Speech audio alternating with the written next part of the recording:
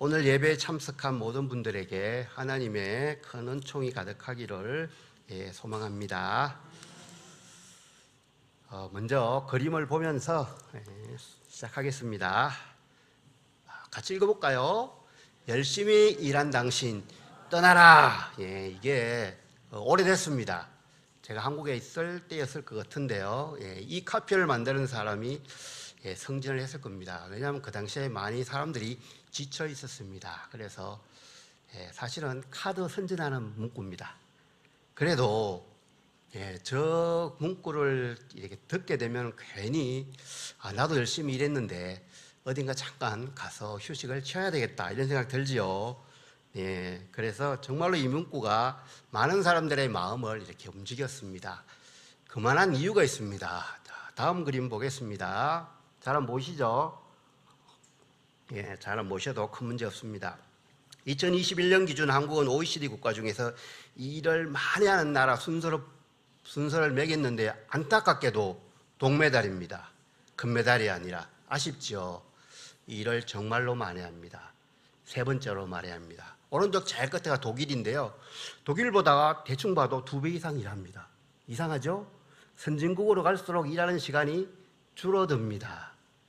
대부분 일을 많이 하는 나라들은 우리가 개발도상국이라고 부르고 있는데 한국은 그쪽에 가 있습니다.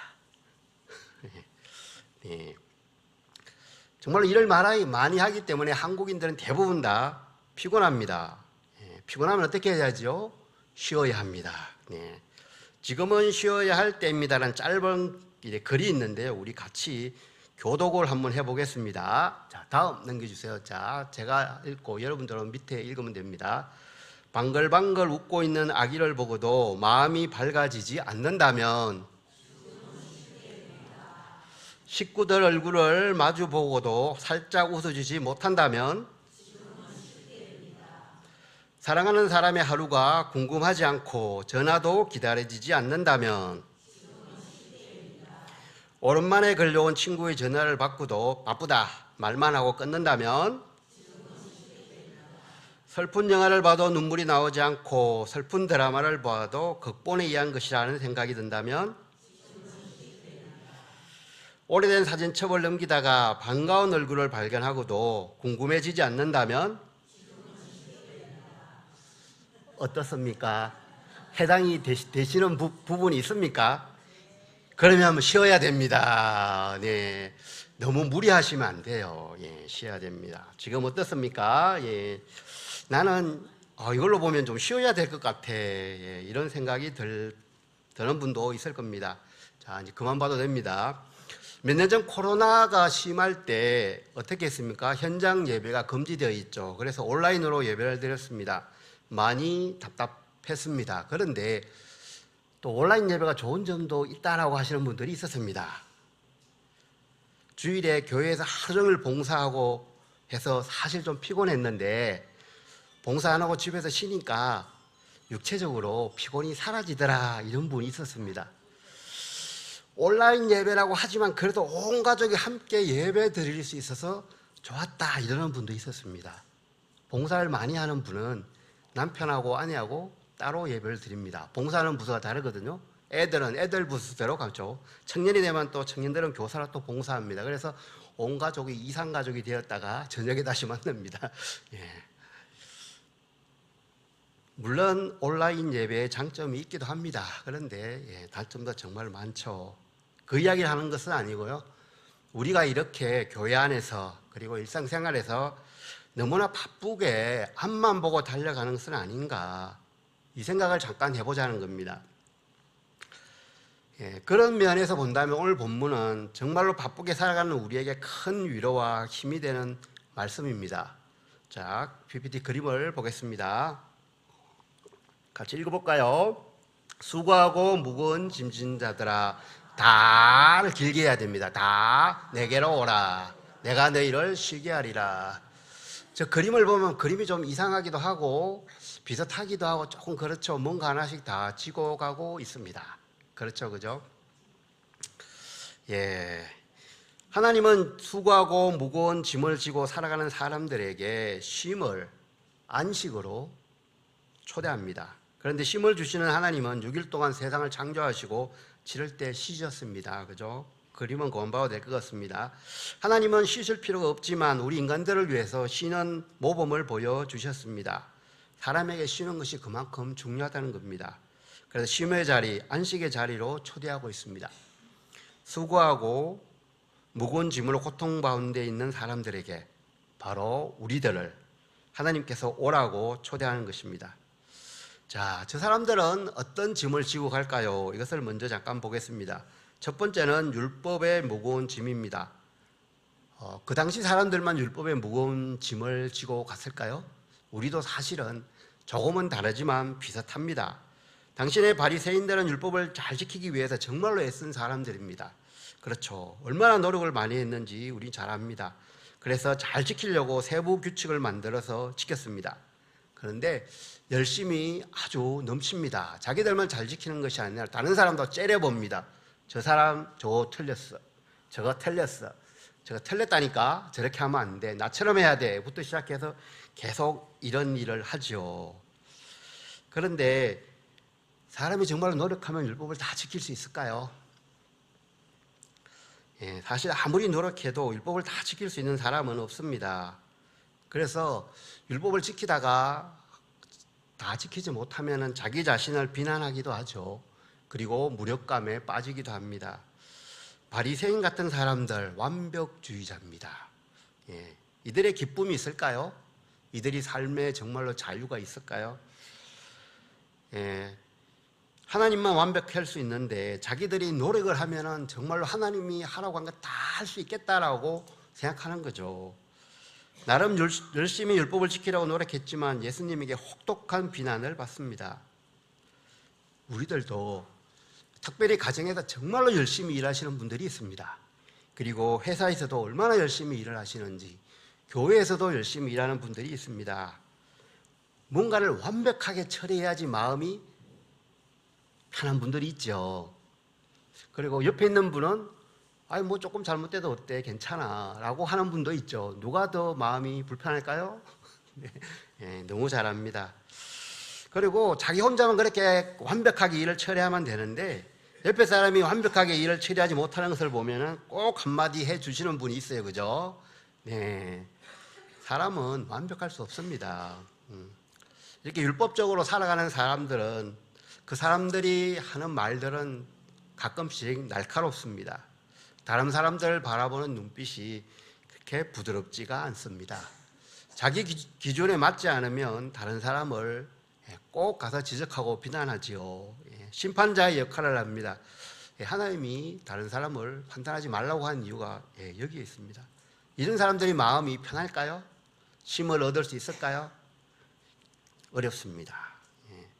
그런데 이런 사람들도 하나님의 은혜를 받으면 변합니다. 바울이 그 대표적인 케이스죠. 바울도 변했습니다. 우리도 당연히 변할 수 있죠. 그래서 은혜에 붙들려 살아야 된다는 거죠.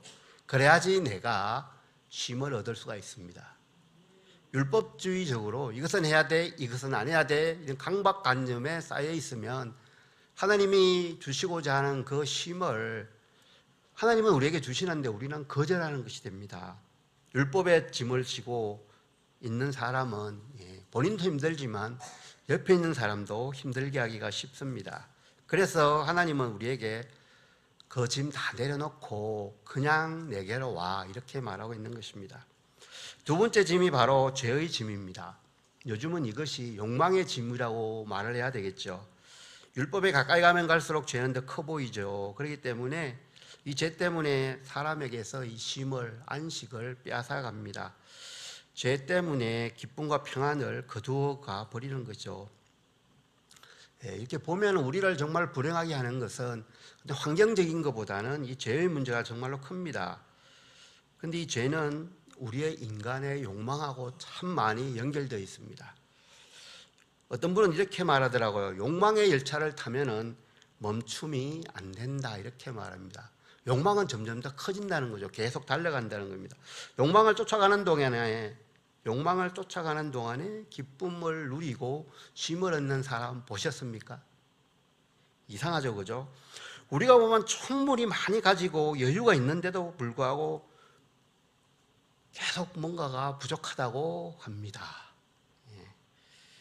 정말로 죽도록 일해서 죽어버리는 경우죠.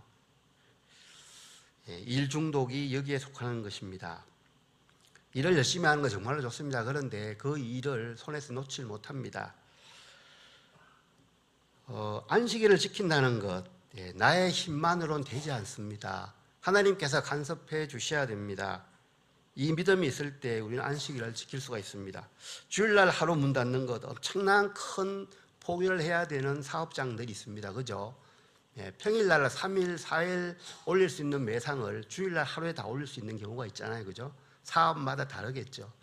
정말로 큰 결심이 없으면 주일날 문을 닫을 수가 없습니다. 하나님께서 나를 먹여주신다라는 믿음이 있어야지 문을 닫을 수가 있죠. 출애굽해서 만나를 거두러 나갈 때 월요일부터 토요일까지 만나를 주셨습니다. 그런데 일요일날 나가지 말라고 하죠. 그럼 사람들이 나갑니다. 왜냐고요? 혹시라도 그 다음날 안 내려주면 어떡하죠? 라는 마음이 있다는 거죠. 그거와 똑같은 거죠. 사실은 하나님을 온전히 신뢰할 때만이 이것이 가능하죠. 탐욕의 노예가 되면은 결국은 이처럼 안식일을 하나님께서 주시는 쉼을 누릴 수가 없습니다. 왜냐하면 우리는 계속해서 더 많은 것을 바라기 때문이죠. 그래서 완벽주의도 어떻게 보면 이 욕심입니다.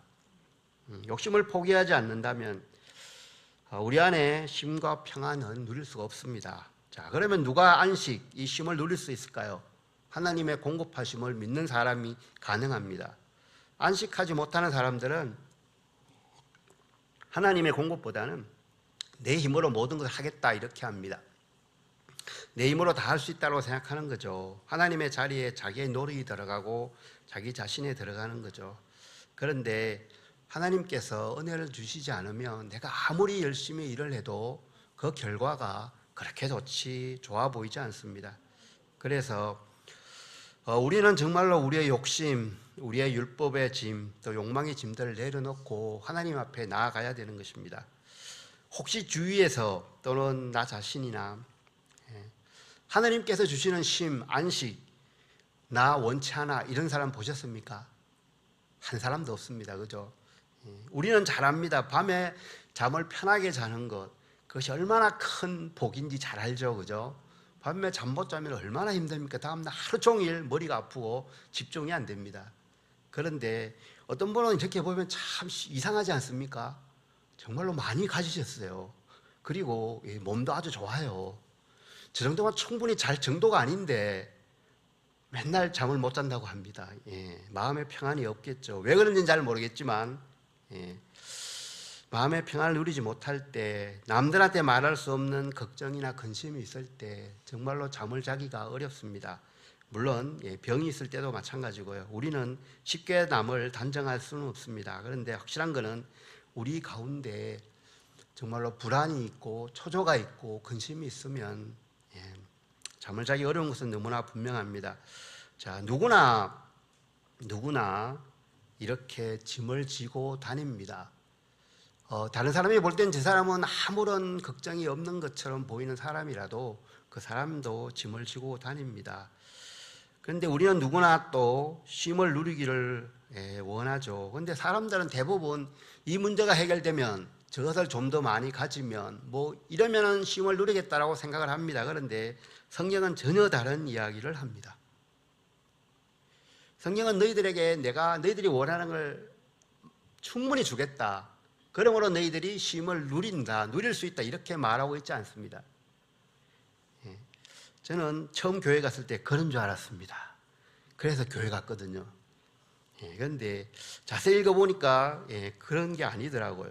참된 쉼을 누리려면은 예수님의 초청에, 하나님의 초청에 응답해야 된다. 이렇게 말하고 있습니다. 수고하고 무거운 짐진다들아 다 내게로 오라. 내가 너희를 쉬게 하리라. 가장 먼저 하는 게 오라는 거예요. 오라는 거. 하나님께로 오라는 거죠. 우리는 초대장을 다 받았습니다. 그 초대에 응답하면 됩니다. 주님은 우리를 주님께 오라고 하죠. 왜냐하면 우리는 율법의 문제, 죄의 문제를 스스로 해결할 수 없기 때문입니다. 너무나 크고 무거운 짐들입니다. 우리의 능력으로 감당이 안 되죠. 하나님이 이것을 다 알고 계십니다. 그래서 오라는 거죠. 주님께 오면은 방법이 있다는 것입니다. 그래서 가는 사람은 그 방법을 찾을 수 있고 거절하면은 훨씬 더 힘든 길을 가겠죠. 예수 그리스도는 우리의 죄와 율법으로부터 자유롭게 하셨습니다.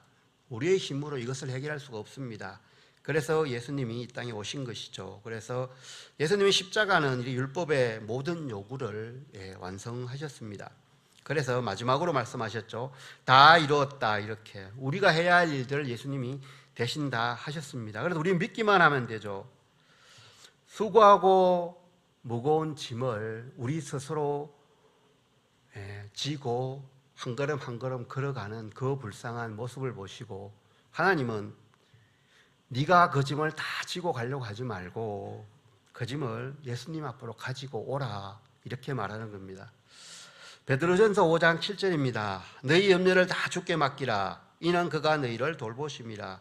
걱정, 염려, 근심거리, 그래서 네가 다 지고 가지 말고 예수님께 맡기라는 거죠.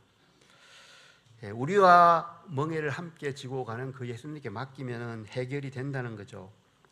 우리는 할 수 없는 것들이 있다는 것을 인정해야 됩니다. 그래서 나를 도와주십시오. 내가 이 일을 다 할 수 없습니다. 이것을 주님께 맡깁니다. 특히 죄와 율법의 정죄로부터. 그래야지 우리는 자유를 얻을 수 있습니다. 날마다 십자가를 지어야 되는 이유가 여기 있죠. 자, 우리가 그러면 예수님께 가서 무엇을 해야 하는지 29절에 있습니다. 그림을 하나 더 보겠습니다. 예쁘죠? 29절입니다. 나는 마음이 온유하고 겸손하니 나의 멍에를 메고 내게 배우라. 그리하면 너희 마음이 쉼을 얻으리니. 예수님께 배워야 됩니다. 예수님께 배우면 쉼을 얻을 수 있다고 합니다. 예수님께 오면 내가 너의 짐들을 다 없애주고 내가 너에게 네가 원하는 걸 다 해주겠다. 그렇기 때문에 네가 쉼을 얻을 수 있다. 이렇게 예수님은 말하지 않았습니다. 내게 배우라고 하죠. 내게 배우면 네가 쉼을 얻을 수 있다고 하는 거죠. 여기 있는 우리 모두는 예수님의 초대에 응답한 사람들입니다. 그렇지만 이 부분부터는 우리 개인에 따라서 조금씩 다릅니다.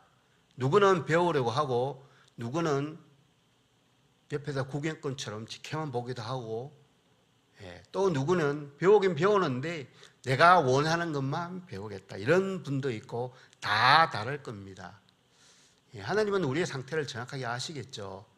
하지만 예수님이 정말로 무엇을 원하실까요? 예수님께 배우기 위해서는 먼저는 내가 메고 있는 이 멍에를 벗어버려야 됩니다. 그리고 주님께서 주신 멍에를 저렇게 매야 됩니다. 그림은 그만 보겠습니다. 이 멍에라는 것은 짐승들을 끌기 위해서 짐승 어깨나 목에 올려놓는 나무죠. 그리고 멍에를 맨다는 것은 복종, 순종을 뜻합니다. 그렇죠. 주님의 멍에를 매기 위해서는 내가 메고 있던 그 멍에를 벗어야 된다는 거죠. 율법, 죄의 멍에 너무나 무겁죠. 반면에 30절에 보면은 주님의 멍에는 쉽고 가볍다, 이렇게 말하고 있습니다. 여기서 쉽다라는 말은 잘 맞는다는 겁니다. 쉽다라는 것은. 우리가 신발을 신으면 내 발에 딱 맞는 신을 신으면 아주 편하죠. 그죠? 이처럼 딱 맞는다는, 우리한테 딱 맞는다는 거죠. 그 다음 그림을 잠깐 볼까요? 소하고 한쪽은 소고 한쪽은 망아지인지 낙인지 소는 아닌 것 같습니다. 저렇게 옛날에는 소나 소 또는 소와 낙이 이렇게 두 마리를 함께 멍에를 맸다라고 합니다. 자, 그림은 소와 낙인데요. 자, 무게 중심은 소에게 쏠려 있죠. 우리가 예수님과 함께 멍에를 메면은 멍에의 중심엔 예수님께로 쏠려져 있습니다. 저 조그만 나귀가 끌으면 얼마나 잘 끌겠습니다. 하지만 저 큰 소가 가는 대로 따라만 가면 어떻게 일을 하는지 배우게 되겠죠. 우리가 예수님과 함께 멍에를 맨다면은 그 멍에가 그렇다는 거죠. 예수님이 가는 방향으로 따라가게 된다는 거예요. 힘의 중심은 예수님께 있다는 것이죠. 그림은 이제 그만 보겠습니다. 주님의 멍에를 맨다는 것은 주님과 함께 보조를 맞춘다는 의미입니다. 우리가 힘든 이유는 엉뚱한 멍에를 메기 때문입니다. 내가 메지 말아야 될 멍에를 메고 내 혼자 힘으로 해보려고 하고 이럴 때 훨씬 더 힘들다는 거죠. 예수님과 함께 멍에를 매면 예수님이 가는 방향으로 따라가면 되잖아요. 그죠? 그런데 그렇게 하기를 거절하는 때 많이 힘들다는 거죠. 내가 가고 싶은 방향으로 가고 싶기 때문에 내 짐이, 내 멍에가 너무나 힘들다는 거죠. 내 힘으로 가는 것이 아니라 예수님과 함께 멍에를 메고 가면 예수님이 대부분의 그 짐을 다 싣고 가기 때문에 힘으로 가기 때문에 우리는 힘들이지 않고 그 길을 따라갈 수 있다는 거죠. 자, 주님의 멍에와 주님과 멍에를 같이 맨다는 것은 순종한다는 것을 뜻합니다. 물론 순종한다는 것이 때로는 힘들 때도 있을 겁니다. 그리고 하지만 순종한다는 것은 하나님의 도움이 우리 삶에 임한다는 것하고 동일한 의미죠. 함께 멍에를 매면 순종하기가 쉽습니다. 그렇죠? 주님과 같이 멍에를 맨 후에 우리 삶의 방향은 주님께서 가는 방향과 일치하게 됩니다. 멍에를 맸는데 나는 다른 방향으로 갈 거야 라고 갈 수가 없습니다. 왜냐하면 멍에로 두 사람이 붙어있기 때문이죠.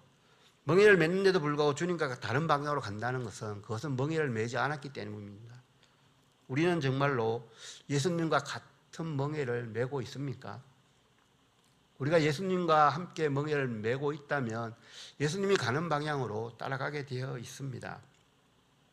예수님이 가시는 그 길을 따라가면 주님이 우리 삶의 동반자가 되주시고 우리 길을 응원해 주시고 지지해 주십니다. 무거운 짐을 대신 져 주신다는 것이죠. 예수님께 배울 때 우리가 기억해야 할 것이 하나 더 있습니다.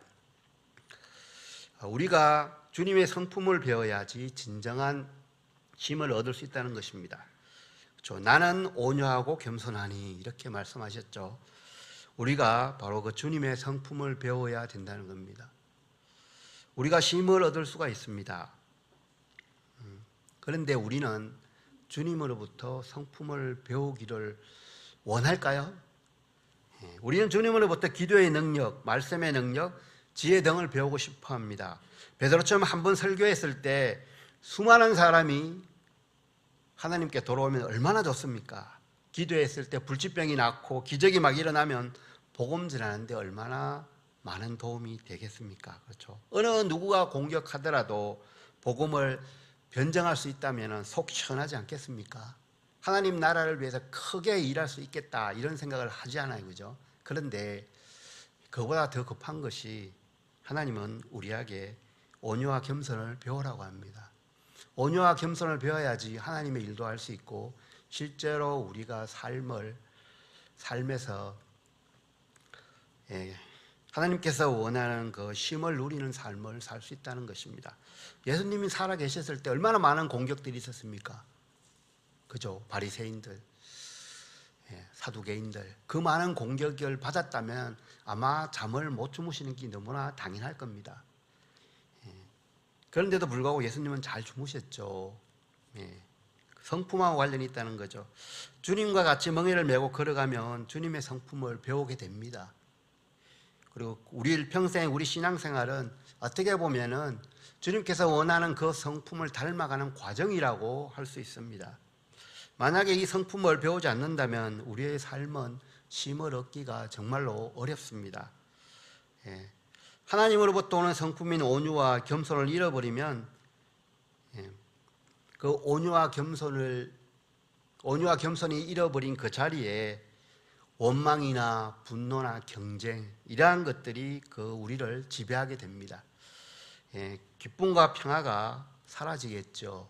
쉼을 얻을 수는 없습니다. 온유라는 것은 어떤 품는 것하고 관련이 있습니다. 다른 사람을 품는 것, 이것이 온유라고 합니다. 반면에 품지 못하고 속이 좁으면 경쟁하게 되고 더 심하면 전쟁도 하게 되겠죠.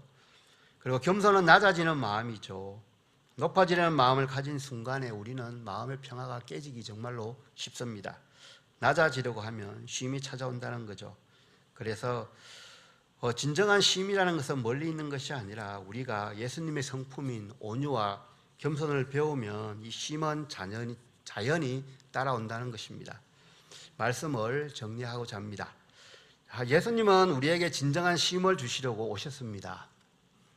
수고하고 무거운 짐짐자들아 다 내게로 오라.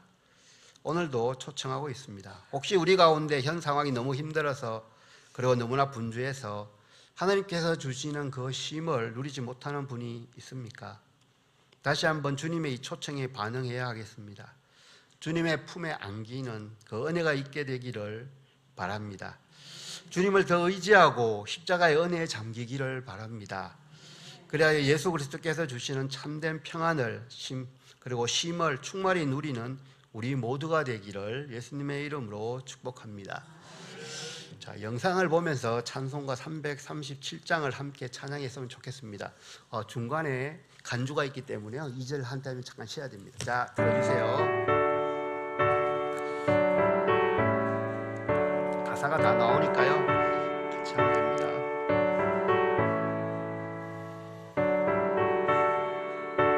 좀 기다리셔야 돼요. 전주가 깁니다.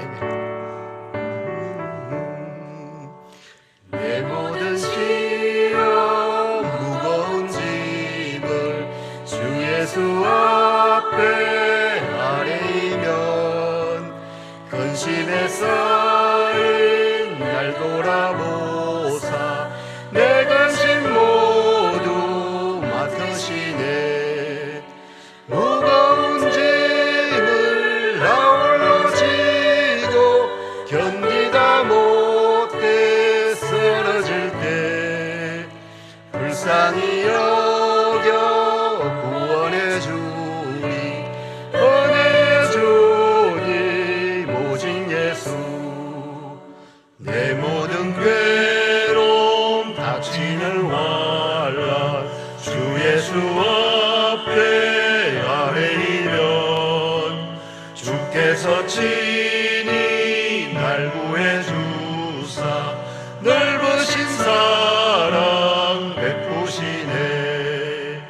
무거운 짐을 나 홀로 지고 견디다 못해 쓰러질 때 불쌍히 여겨 구원해 주리.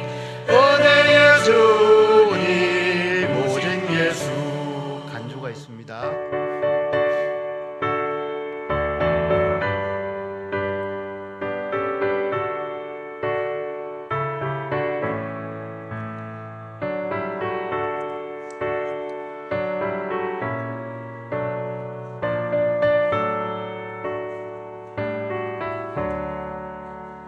내 짐이 점점 무거워질 때 주 예수 앞에 아뢰이면 주께서 친히 날 구해 주사 내 대신 짐을 져주시네. 무거운 짐을 나 홀로 지고 견디다 못해 쓰러질 때 불쌍히 여겨 구원해 주리. 은혜의 주님 오직 예수. 마음의 시험 무거운 죄를 주 예수 앞에 아뢰이면 예수는 나의 능력이 되사 세상을 이길 힘 주시네.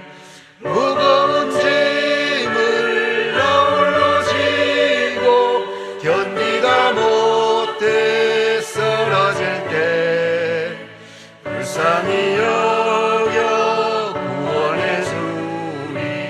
은혜의 주님 오직 예수. 기도하겠습니다. 꺼주세요. 하나님 아버지, 저희들을 불러 하나님의 자녀 되게 하심에 감사드립니다. 죄와 율법과 욕망의 짐에서 벗어날 방법을 알려주심에 감사드립니다. 무엇보다도 예수님의 성품을 닮아가는 우리들이 되기를 소망합니다. 그리하여 하나님께서 예배하신 마음에 참 쉼을 없는 우리 모두가 되는 은혜를 주옵소서.